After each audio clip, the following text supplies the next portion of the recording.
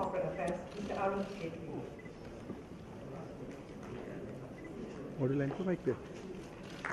Audio.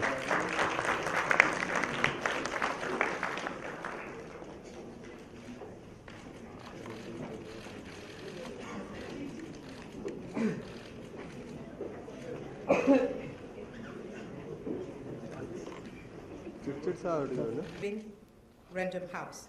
And it's my great pleasure now to invite Ambassador Gopinath Pillai to deliver his opening remarks. Ambassador, please.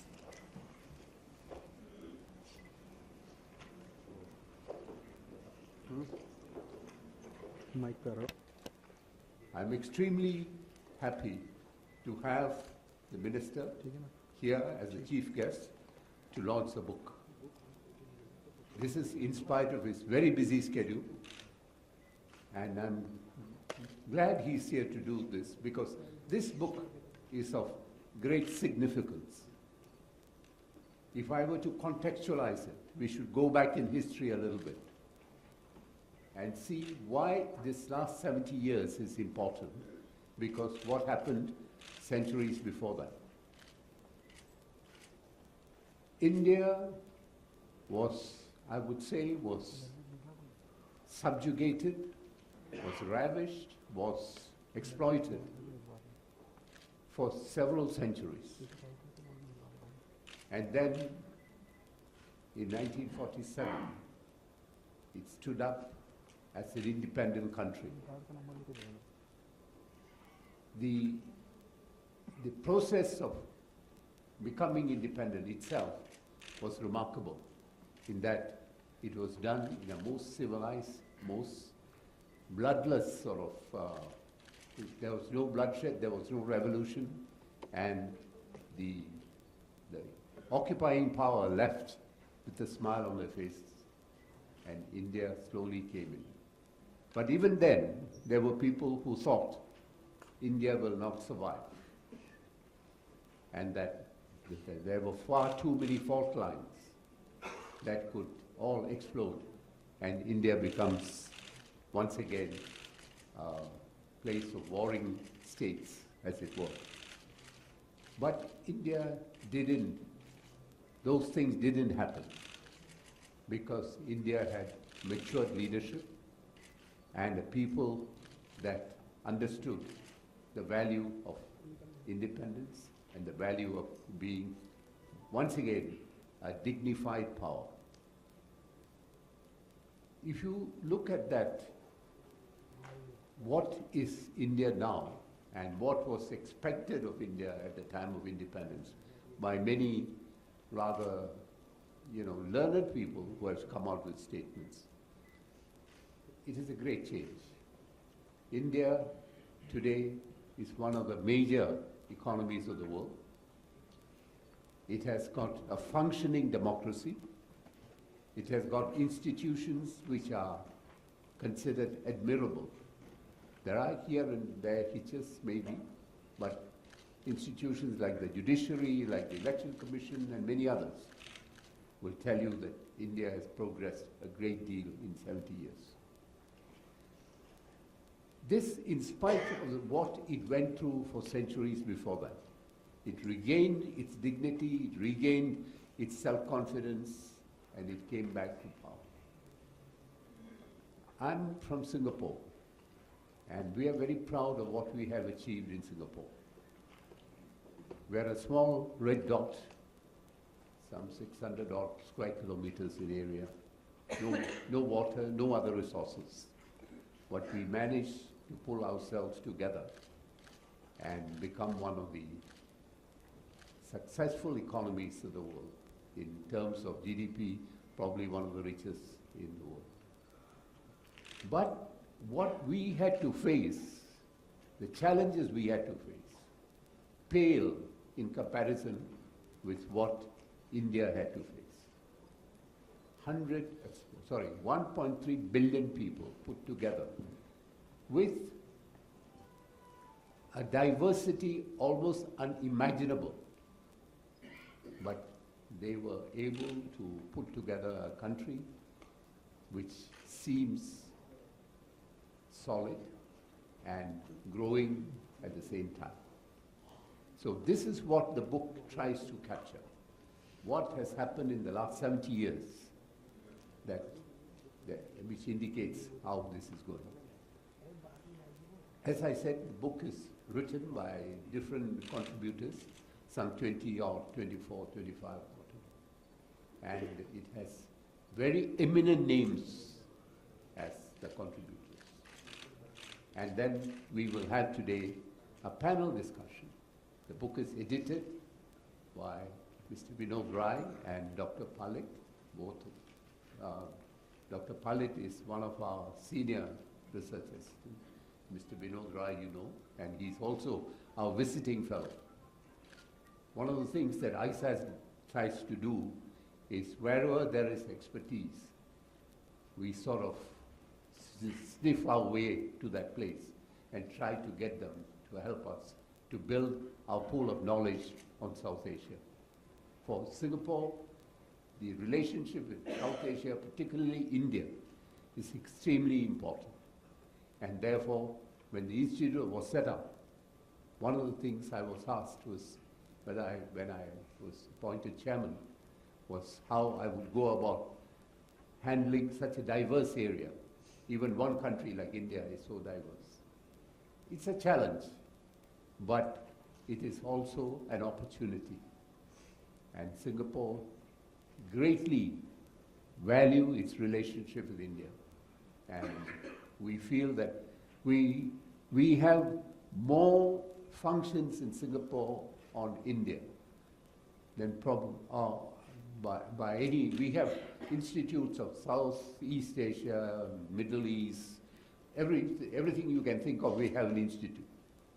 But none of them have as many activities as what we have. And each of the activity is very well attended. In the early days when we had our functions, they were mostly Indians, mostly expatriate Indians, and so on. But today, you will have more than 50% Singaporean non-Indians attending our functions. Shows the growing interest that Singaporeans have in South Asia. I'm hoping that this discussion today, the panel discussion after the launch of the book, would be useful and you would participate in it, and we can carry back, and we gain some knowledge and carry back some useful memories. Once again, I want to thank the Minister for sparing the time. His presence underlines the significance of the book, and I'm very happy that he is able to spare the time. Ladies and gentlemen, thank you very much. Thank you, Ambassador Pillai. And to give us an introduction to the publication, I'm delighted to invite Honorable Finance Minister, Ambassador Pillai, High Commissioner Lim, my co-editor, Dr. Palit, ladies and gentlemen, thank you very much for being with us today. Had a very turbulent birth. It was a nation divided in strife, but it very soon put its act together, and after setting aside the pains of partition, it enters the 71st year of its independence at the threshold of being an economic superpower. Now, the country has faced challenges. Ambassador Pillai referred to those challenges, which were immense. But then Indian history, and not that of independent India alone, has been a history replete with stories of challenges and indeed responses. The country emerged from each of these challenges stronger, rejuvenated, and more united after every crisis. The narrative deserves to be chronicled in all its political, economic, and social dimensions, and that's how the idea of this book was born. The book raises a lot of questions, and the questions are: has democracy in India fulfilled aspirations of its people? Have its institutions delivered? To what extent have public policies succeeded in improving the living standards of its citizens? And is the country secure on its external borders? When does India become an economic superpower? All these and many more questions loom large as India completes 7 decades of its independence. Now, the book, 7 Decades of Independent India, Ideas and Reflections, does not attempt to answer all these questions by itself, but by gathering rare and candid insights from some of the most distinguished experts, practitioners and scholars in India, it visits various objectives, aspects of the Indian economy, society, politics, institutions, and public policies. The objective is to provide the reader context and backgrounds to what might be the possible answers to these questions. And it was very rightly put this morning that it provides a helicopter view to all the issues that the country faces together. Now, putting together a volume on 7 decades of independent India might appear a far-fetched notion given the depth and range of issues and tasks that it would entail. As editors, therefore, we began with the assumption that however hard we may try, we would not be able to do justice to the scale. Several subjects of significant importance for India would be left untouched, but by the book, as diverse opinions on the subjects that we include. So the book has deliberately been developed with a broad perspective on the subjects that it covers, but we had to do justice to a core theme within the broad canvas, and as the reader would realize, public policies and institutions have been implicit, if not explicit. The context of the entire book have all been touched. All the contributors have examined policies and their applications, notwithstanding whether they have been written on economic, social, political, external relations, or governance issues. But what resonates, reverberates in the entire theme of the book is the hope that each of the contributors have seen. Written by some of the most distinguished public policy practitioners from India and noted scholars from abroad, with years of experience on India, the chapters bring together a gamut of issues which indicate to 7 decades of independent India. These include India's external security and its engagement with the world, particularly the Asia-Pacific evolution and management of India's elections and the democratic process. India's globalizing economy and the planning experience, prospects and issues in agriculture and industry, critical challenges in land market and employment, and regulations and issues in health, education, skill development, and tax framework. While critical and candid, the essays are objective, commentaries on India's course followed thus far, and the course corrections that might be required as India goes ahead. The idea of this book began, as I said earlier, from our conversation with Ambassador Gopinath Pillai, chairman of the Institute, in the National University of Singapore. The book can be rightfully called an ISAS product. As a research faculty of the ISAS, we would like to thank all our colleagues at ISAS for the invaluable help that we have received at various points in time during the work on this book. Specifically, we would like to thank Ambassador Gopinath Pillai, Professor Shubhrata Mitra, Director, Mr. Harnek Singh, Senior Associate Director, for their unfailing support and encouragement at all stages.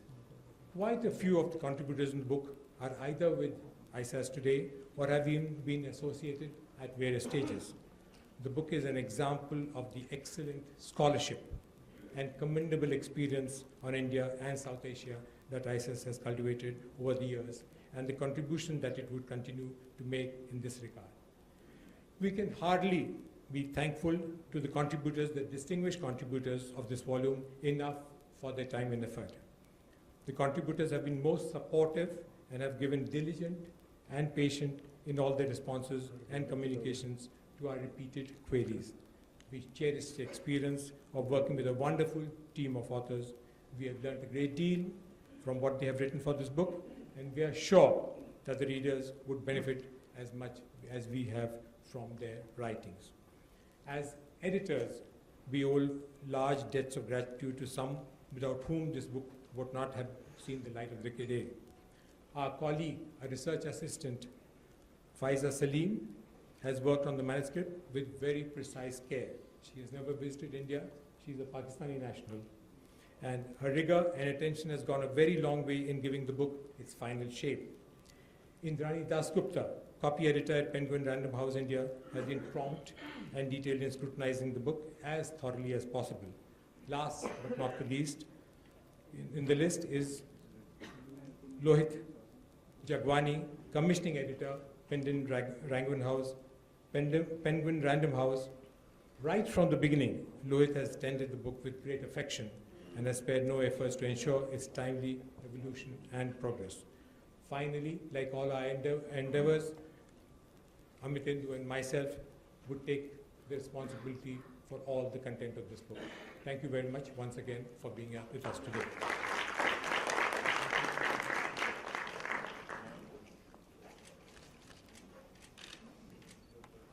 Thank you, Mr. Rai. It's my pleasure now to invite the Honorable Minister will unribbon the book to signify its official launch.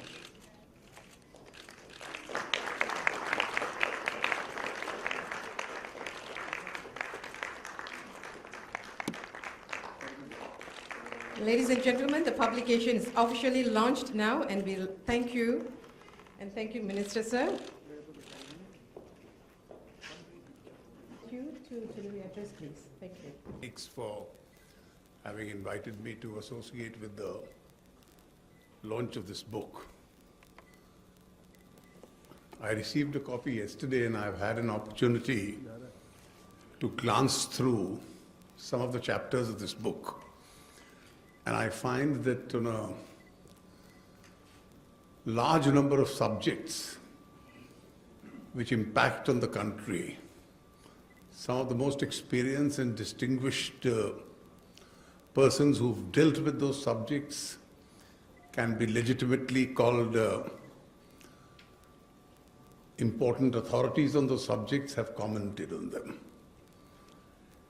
7 decades of independent India.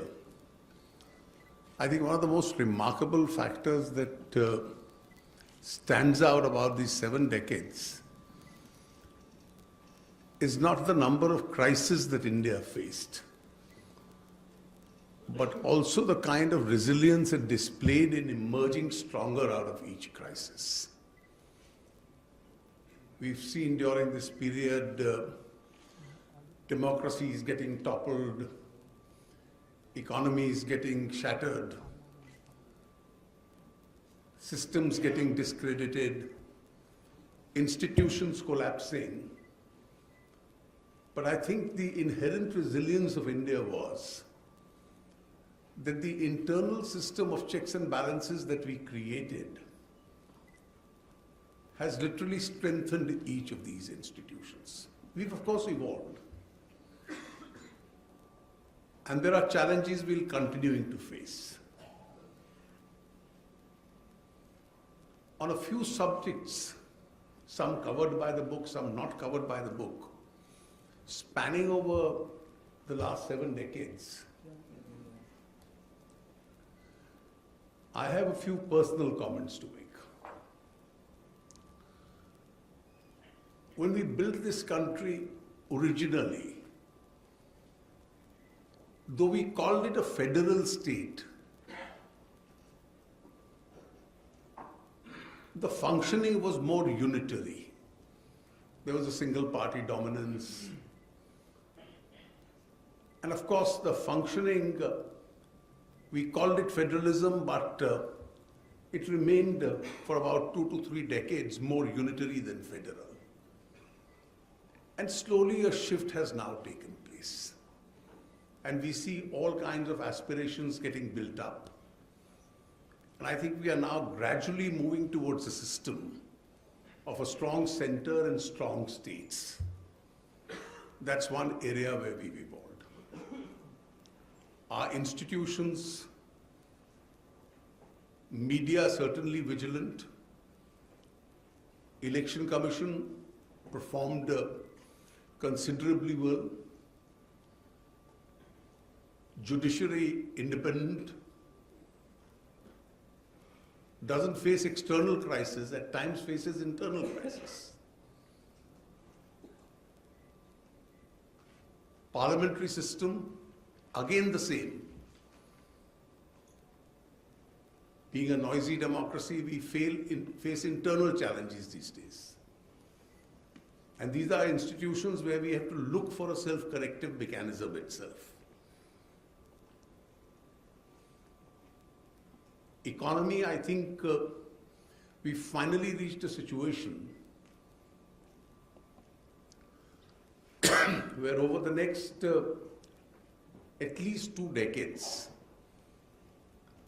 we can be comfortable about a reasonably high rate of growth, which will eventually help us to face one of our most major challenges, which is fighting poverty. And then remains, besides poverty, the other major challenge, which is of course security, both to our borders as also insurgency. And I think these are areas where India has to display now its real strength and potential to overcome these 2 challenges of the next 2 decades. That is the challenges to our security, to our on the issue of its insurgency, and how eventually, while we are growing on one hand, to get rid of the menace of poverty itself. I'm sure a large number of very independent commentators who've commented on different chapters of the book have dealt with these subjects. And I'm sure this will give a great opportunity for a thought-provoking discussion in the panel discussion to follow, and for all those who find it extremely useful to get this book, read it and analyze it. I congratulate the editors of this book for having put this work together and having got such a large number of extremely competent and established commentators on these subjects to have written all the essays on these subjects itself. Thank you very much.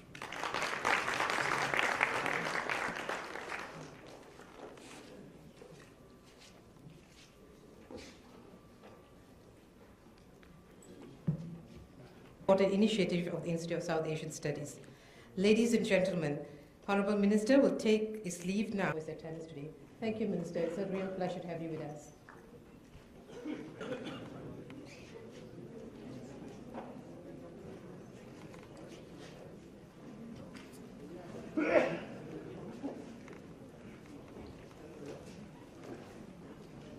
Hello.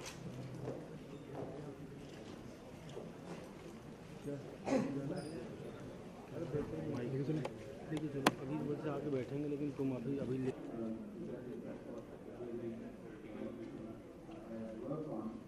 But let me I haven't recognized ever the huge achievements that we've done in the last 10 years. We're not sort of, we're not, I don't think we're not even conscious of simple aspect, which is that we are probably the only country in the world or in human history, which has decided at the time of its independence or its constitution to undertake our key economic and social. And in every other part of the world, every other country, this has always been huge. We've been able to achieve these three transitions almost without by taking them. The Finance Minister mentioned the fact that we started off with a federal democracy. We tended to get into unitary sort of. The federal institutions are so robust and enormous, and all over in the sense that states, as we see state governments and so on. I continue to hear the word about state-level sovereignty, the fiscal sovereignty, etc. repeatedly. So we have 29 autonomous, self-driven provinces, which are in some sense. We, the middle class, we in the elite, etc., we suffer from a complex that we are not good enough. I think that has to be jettisoned. The sooner the better, because I think India is now destined to occupy some leading positions in the world, and with that should come, and that's also a positive factor, the factor that if we don't think of ourselves as people who are destined for a global role, then we may perhaps not be able to achieve it. I think, having said that, let me get to the next part of what I wanted to say, which is on the economy, which is that we have suffered in the past, this sort of yo-yo nature of our economic growth. We get high growth, and then we get coupled it with high inflation and macroeconomic instability. Then we go down and dip down into the sort of very low growth rates, crisis, etc. And then we come up again and so on. But I think now the time has come, from what I've seen in the last, now I think now the next stage that we're going to get into, I think will be in a period of sustained growth with stable macroeconomic conditions, with an inflation anchor, which the RBI is now stipulated statutorily to maintain, so that huge anchor will give us the sort of stability. We also got the FRBM Act, which, yes, though we slip here and there, but does provide us a fiscal anchor as well, and fiscal stability as well. So and finally, I think with the huge reforms that we have undertaken in the last 4 years, of which I'll mention just the GST and the Insolvency and the Benami Act, and all the sort of inclusion, the Jan Dhan, etc. I think we've got into a situation where we will have transparent, sustainable, and inclusive growth going forward at a sustained level, and we will therefore also now be getting our small and medium enterprises being connected to the global and regional production chains, which we haven't done in the past. Which is what brings me to my own chapter, which is manufacturing. That manufacturing has, of course, seen an arrested development in our country. We have 14 to 16% of GDP, 11% of employment. Would never get into the sort of levels in which the Southeast Asian and the East Asian economies like China got into. But I continue to believe that the statement that India has missed the manufacturing bus, I think, is a misplaced one. Because I don't agree with that, simply because now manufacturing is not only about unskilled mass employment and very low skill, low wage industries. Manufacturing can also be high tech, combined with technology, and combined with design, etc., etc. And the technologies through which we are going through now, the Industrial 4.0, or whatever we want to call it, the most turbulent technological changes, also provide the ability for India to have small enterprises which are globally competitive. And that's the technology that we are beginning with, that we've got. That's the opportunity we've got. And I think Indians are talented enough to grab that opportunity, and will take it forward. Moreover, I think we have now firmly decided, and the beginning has been made, to get away from the sort of whole plethora of controls and regulation and regulatory burdens and over compliances, etc., and move away from that, and then and into a situation where ease of business, not only at the central level but at the sort of ground level, will become better as we go forward. Now here, I think one of the few things that I wanted to say is that all those regulatory compliances and the controls and the overreach of the Indian government, Indian state, and a large part of this, in my view, can be explained by the inability to create a trust between different stakeholders of the economy. In fact, the thing was more appropriate would be say that there is a degree of active mistrust between the industry versus the government versus the civil society, versus the academia. None of this have been able to come together on the platform of a mutual trust or a mutual sort of recognized interest, if you like, and therefore there has been this constant endeavor to, in some sense, outsmart the other, and on the one hand to over-regulate on the other, to game the system continuously. And I think this is where something we need to do, because if we can do that, there would come the result would be a much lower regulatory burden and a compliance burden, along with much more increase, much better ease of doing business. But at the same time, this is the government part of it, and I think there is also a sort of flip side of it, which is the private sector. And having worked in both the CII and FICCI, I can say that they have to play a major role through self-regulation. The announcement that the Institute of Chartered Accountants of India would now, in some sense, be overseen by a government regulatory body, I think is, in some sense, a very bad indictment of what's happened in our private sector.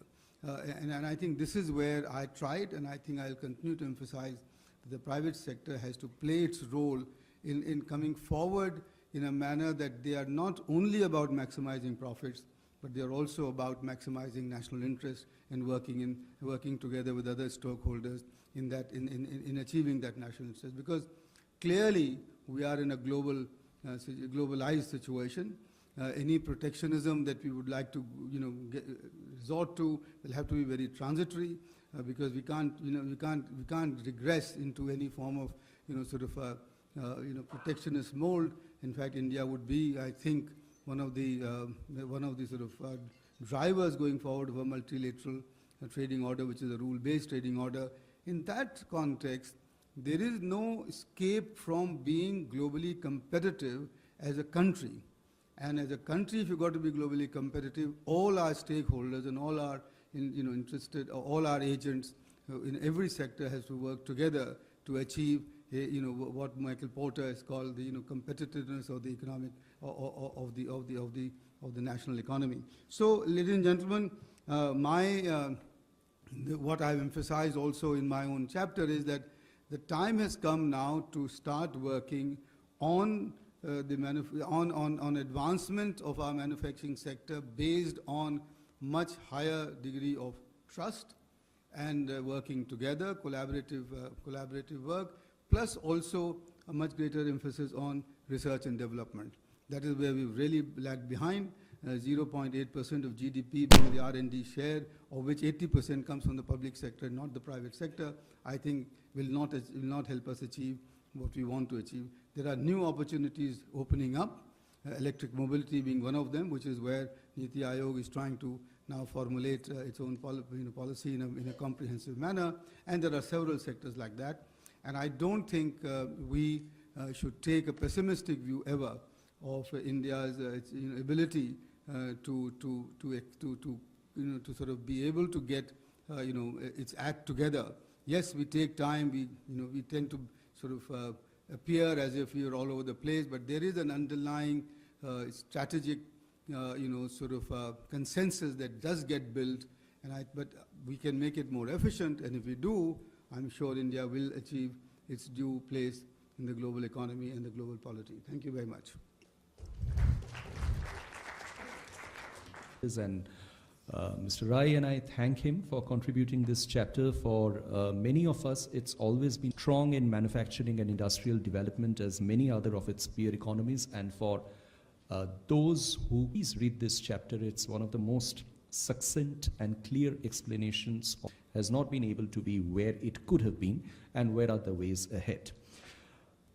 We heard the finance minister alluding is, of course, the question of security on its borders, and who could we have better than Ambassador Shivshankar? It's remarkable for two reasons. One is, it's not an exercise in nostalgia by old retired civil servants like us. It actually tries to describe the present situation and where we might go, what we might do about it. And secondly, it has a lot of it is about the actual institutions and the governance required in order to move us forward on these issues. And in that sense, it's really quite a remarkable mapping and a very useful mapping. I say this because, I've started teaching a course of young people, of university undergraduates and graduates. And I suddenly discovered that what for me is my life is their ancient history. Most of them are born after liberalization, take all that for granted. So much of the background in this book for an overwhelming majority of our compatriots, because most of our country is really young today, for most of them, this is unknown territory. And I don't think they quite know where we came from and how we got where we are. And I think it's always useful to at least have it in one place, covering a whole range of sectors together as they've done here. And it's remarkable testimony both to ISAS's drawing power and to Vinod and Amit's persistence that they've got a range of contributors like this that they have in this book, and I'm very privileged to be part of them. But I'd like to make three sort of quick points in the few minutes that I have. One is when you look at the contributions on India's external relations or external security dealing with the world, each of them today says things about India, what India can do, how India should engage with the world, which would have been unthinkable 20 years ago. If you think of it, and I don't think it's generally appreciated, when we started reform in '91, about 15% of GDP was external merchandise trade. By 2014, that was up to 49.3% of GDP. That's almost half our GDP was dependent on the outside world. We have no choice but to be engaged globally. And I think unless we understand that and internalize it, and the contributions in this book make that point in different ways. I have one on India's external security, arguing that we face no external existential challenges, but we have huge challenges. They're not what we faced before, and it's going to change before. Subbarao has one on India in a globalized world. Sumit Ganguly on the kind of role we should play. India is a great power, on which I'll say something. And Thantayung on India and ASEAN, also Dhruva Jayashankar on India and Asia. So each one comes at the problem differently, but if you read them together, you find that each envisages a much greater and broader Indian engagement in the rest of the world. And interestingly, Singapore figures as actually the one who held our hand and led us back out. Because if you look at the story of India and ASEAN, India and Asia Pacific, we were very active through the 50s, during the Bandung era. In fact, India was co-convener of the Conference of Southeast Asian Prime Ministers in the 50s. And suddenly we went missing in action. Through the 60s and 70s, thanks to our own internal preoccupations, whatever, wars with China, with Pakistan, 2 wars in 6 years, whatever reasons. And when ASEAN is formed, we're not even invited. Forget about the Bandung spirit and so on. On the big issues of the day in Southeast Asia, we're absent, on Kampuchea and so on. An India which was so active in the peace in Vietnam, in Laos in the 50s and 62, in the Korean War, is completely missing in action through those decades. And when we go back in after 1991 and we re-engage, it's really Singapore that led us back in. And which is why you find Singapore playing such a big role in this book. It's not only because this book is put together by ISAS and in NUS happens to be in Singapore, but it's objectively, there are objective reasons for this. Today, India is back again in Asia in a much more active way than ever before. And this has really been the last story of the last 25 years.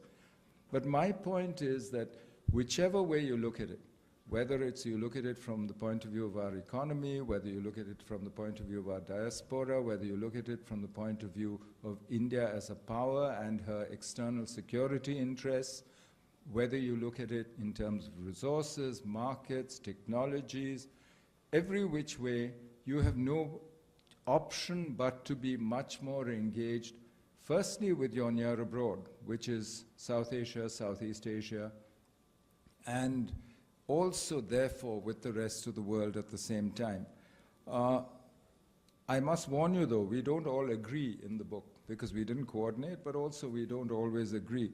I mean, there's this perpetual question which people raise, you know, why isn't India a great power? What is a great power? I mean, how do you define a great power? By her attributes? There's no absolute standard that if you have so many missiles and you have so much this and so much that, you're a great power. Power is relative in the international system. It's your ability to get things done, and that keeps changing. So the real question, I think, for India has always been, what kind of power do you want to be in the world? Because you are a power, whether you like it or not, both by size, by location, by sheer weight, influence, and now increasingly, thanks to the size and role of your economy in the rest of the world.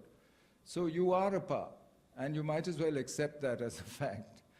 But what kind of power you want to be is the question, and you will find different answers here. Sumit, I think, has a traditional view of what a great power is and what it should do. Some of us might have slightly different views, but I'd recommend that you read those, that it's not by playing power politics that you become a great power. The other part that I would strongly recommend is the portions that deal with the institutions and with governance in India, because I think in that sense, this book is really unique. You know, as I've said, I'm happy that today's generation, younger people in India, take what came in the past for granted, that they actually assume that all this is there, that we are one of the world's largest economies, that India today carries a weight in the international system that she never did before for centuries. That I'm glad, but I think it's important that we also think for the future, and that's what this book helps us to do. Normally, when I look at a book like this, after having worked in government for 42 years, I am surprised by what I read and what it says about how government works and how decisions are made. Normally, you don't recognize what is said. I'm sure Vinod also has the same experience. You don't recognize either the people or the motives or the rationale which is given for the various decisions for events that you might have been part of, actually. But the value of this book is that it avoids that gap between theory and practice, between idea and practice and experience. And so I would recommend it very strongly to all of you. Thank you. Thank you very much. Thank you so much. Rates are going down, but the design, if you look at NRHM, was done by the leading NGOs in India who brought their experience and scaled up programs which have served us really well. The area that, and now I'm going to talk about 3 or 4 challenges that the NGO sectors face. It is the way the NGOs work with the government in any country, and especially in India, I would call cooperative conflict. There is cooperation, there's a huge level of cooperation, and there is a level of conflict which has to be there because the NGOs do point out to deficiencies in the government, point out to gaps in governance, point out to rights being violated of a range of people, and work on some very difficult, tenuous issues. And so there is huge conflict, but there are stages when, for instance, during the political emergency in India, 1975 to 77, the NGOs were in the forefront of protests, defying curtailments of freedom, speech, expression, and criticizing the government for overreaching and authoritarianism. At this stage, a new law was brought in, a new FCRA regulation was brought in by the then government to ostensibly check threats of foreign hand, but it was really to control the NGOs and delegitimize the protests, the huge protests that NGOs contributed to in ensuring that democracy was, the lack of democracy was reversed. And clearly intimidation and of NGOs began at this stage through using FCRA regulations, which have increasingly become more draconian and controlling of civil society actions. Yet there are lots of opportunities even today. But what we really need is, if I look at the 3 challenges, is greater trust deficit. The trust deficit that exists needs to be reduced between NGOs and government. There needs to be there is opportunity and talent in the NGO sector for the government to use effectively, not just at the policy level, but implementation as well as visioning. We were very pleased to see that Niti Aayog invited many NGOs and civil society leaders and thought leaders to contribute to the vision statement. And I am sure, Rajiv, you agree that it is richer by the contributions that were made, and Planning Commission has always had NGOs walk the corridors. So a greater collaboration as well as better regulation.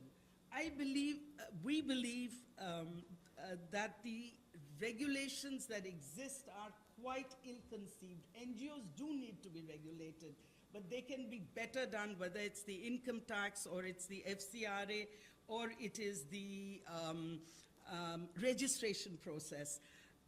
It will lead to doing, perhaps identifying those that are ineffective, dishonest. NGOs have their share of dishonest people, but the contribution outweighs the negative forces within the NGO movement, and I think we need good regulation, not more regulation, but good regulation change. The third area where India, while by the world it is seen as, just like it's seen as a vibrant democracy, India is seen across the world as having the most vibrant NGO sector. And talent from India you will find all across the world, heading institutions of great significance across the world. I can think of 3 large foundations which are headed by NGOs. So there is this thought pool, and of course, again, if I can go back to Rajiv, great example of somebody who's been in the social sector, led think tanks, and here he is in this position, and we see many others. And if I see Mr. Menon on my right, he has been part of many think tanks and development organizations, yes? Indeed, and therefore there is this huge opportunity to work together while you are within an NGO with the government and vice versa. And I think collective action can lead to stronger action. And finally, scaling up. India has the largest pilots in every sector, technology, health, education, done by the NGO sector. And that's where I find that India is also a junkyard or graveyard of pilots. And these are missed opportunities which I think, again, government and NGOs could work together very effectively. And I believe it's a necessary condition to do that for India's future sustainable development and growth. Thank you so much. Change and various international negotiations. Now that has broken down in the last few years because you have multiple signs of stress. You have all these signs of things not quite working. Example is, I mean, as I said to you, that today almost half our GDP, well now it's closer to 40%, is external merchandise trade. In 1991, most of that went west through Suez. 35% of your, by volume, of your external trade exports go through the South China Sea. Suddenly, you have an interest in freedom of navigation in the South China Sea. But in the same territory is the word they use. So today your interests rub up against each other in a way that they never did before because your interests have changed, they've grown, they've expanded. And this is true in between the two of you. Your neighbors, you have better things to do. I mean, we have to concentrate on transforming India rather than, and the same is, but I think we need to recognize that the situation has changed, our interests have changed. We need to see whether we can both live with each other's core interests or not. What do we do with it? And that's something that is frankly between the governments. Now, I don't think it's quite true to say that the government of India depends on Trump to solve its problems with China or with anyone else. That helps them. But ultimately, these are all relationships, especially with the neighbors. as you said very rightly, where you need peace, you need a periphery of peace if we are to concentrate on the important things, which is developing our own country, eliminating in the two countries, where you try and work out a new modus vivendi. Is it possible? You don't know until you try it. Will it be easy? No. It'll be difficult. But the effort is worth making. It is positive sum. It's not zero sum. You have an interest in all these sea lanes being safe, secure, and open. So does China, showing you and how you deal with it. You don't want to see any of these sea lanes blocked off or controlled or dominated by any one other power. Neither do they. Assure him and you that we are carrying on with what the legacy that he had built and left, which is that the previous government started a process of strategic economic dialogue within the Planning Commission and the NDRC, which is the National Development Research, the National Development Reform Council, now called the Super Ministry. So one is continuing with that. I'm in fact slated to go to Beijing for a bilateral dialogue in mid-April. The only thing I want to add is that it's become, as he said, much more complex and therefore requires a lot more due diligence on our part than we were willing to do in the past. And thankfully, this has become clear to us, and some of us are now doing that. And the ministries and departments are responding to that. But it's more, how do I say, let me just end by saying that we need to work much more on the relationship than what we have been able to do in the past. And I think it requires a lot more effort and a lot more concerted effort, if you like. And hopefully that will happen, because absolutely right, we cannot but engage with them in a constructive, positive manner.